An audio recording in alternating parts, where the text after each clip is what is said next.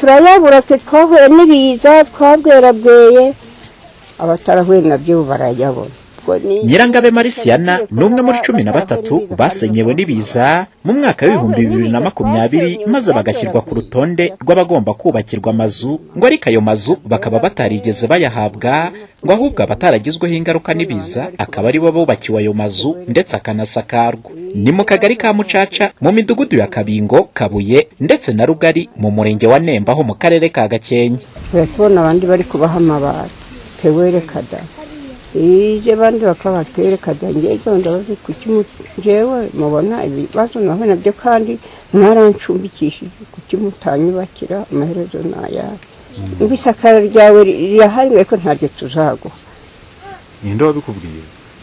Jewe ntabingiye ni gitifu wabimbwiye ngo ntabyo tugomba kuguha. Hari abantu batahuye n'ibiza noneho sosiyale na gitifu akagari abagiye babageraho batahuye n'ibiza bagiye babaha amabati kuko baje banayagura bakayasakaza. Bamwe muri iyi miryango itarahawe amazu nyamara yarasenyewe n'ibiza, ngo imwe yazize kudatanga amafaranga ku bayobozi nk'uko bishimangirwa na Peruse Nzabibaze Nde uvuga ko yasabwe na gitifu w'akagari ka Mucaca gufunga igipfunsi maze akamuhereza. Gitifu aravuga ati yewe nti isi weho wenyine uko ni njewe nyine uretse abuzukuru banje babaga baje iwanje sese ntitwazaguha amabati nka 15 naho nabonaho kurambika urubavu ngo mbese nta wapfa ngo wapfa kuvuga ngo utagize gucya gute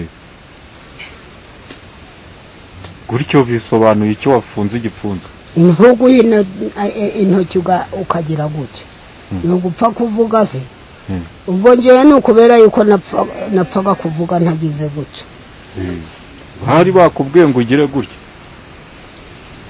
none se ugire gucya ni ntacyo wibwiramo mbese ntacyo wibaza umutima wawe ntigwakugira inama nkabura icyo natanga. Noneho arangiye kudusenyera gitifu na sosiyali bari bafite gahunda yo kudukurikirana ikibazo batwaka akantu ntitwaka. Radio na televiziyo Flash mu gushaka kumenya bahawe aya mazu nyamara batarasenyewe n'ibiza bakayahabwa kubera batanze amafaranga ku buyobozi bw'akagari ndetse n'ubw'umurenge wa Nemba, twageze mu rugo rwababereye Valence ngo wahawe inzu ariko atarasenyewe n'ibiza kubera hari icyo yatanze, maze tukigera haruguru y'uru rugo tuhasanga bamwe mu bavandimwe be bari gusarura ibishyimbo. Batubwira ko babujijwe kugira icyo bavuga kuri iki kibazo ngo bitewe nuko babwiwe ko uwatanze ruswa ndetse n'uwayakiriye ngo bose bahanwa kimwe, ngo bityo niba bivuga nabo bazafungwa. Umunyamabanga nshingwabikorwa w'akagari ka Mucaca ngo ari nawe wanyuzwaga haya mafaranga, uyu muyobozi w'akagari tumubajije ku bijyanye n'amazu yaba yarahawe abaterigeze basenyerwa n'ibiza kubera hari icyo batanze, atayo mazu yahawe abatarasenyewe n'ibiza ntayo nzi. Ubwo nyine baravuze ko yabihawe atarahuye n'ibiza yagaragaza impamvu kiyabihawe ko nge ntawe nabihaye atarahuye n'ibiza. Mu gihe kingana n'ukwezi tumaze dukurikirana iby'iyi nkuru, uyu muyobozi akimara gutangaza ko nta wigeze ahabwa inzu atarasenyewe n'ibiza, twahawe amakuru ko hari undi wahawe iyi nzu nyamara atarasenyewe n'ibiza, ariko ngo biza kumenyekana ko yahawe iyi nzu ngo maze ahita yikurwamo ngo maze ihabwa wari warasenyewe n'ibiza nk'uko byari byarateganyijwe.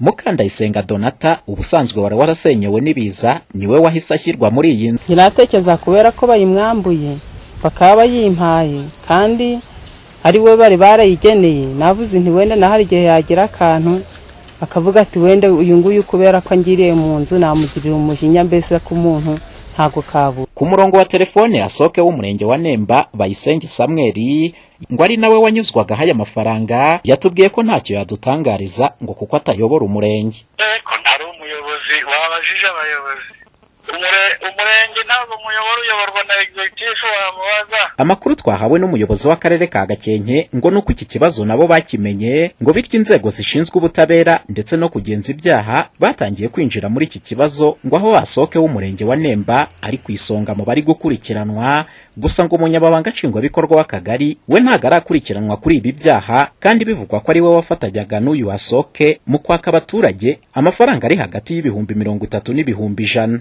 Muhoza Honore, Flash TV, mu karere ka Gakenke mu majyaruguru y'u Rwanda.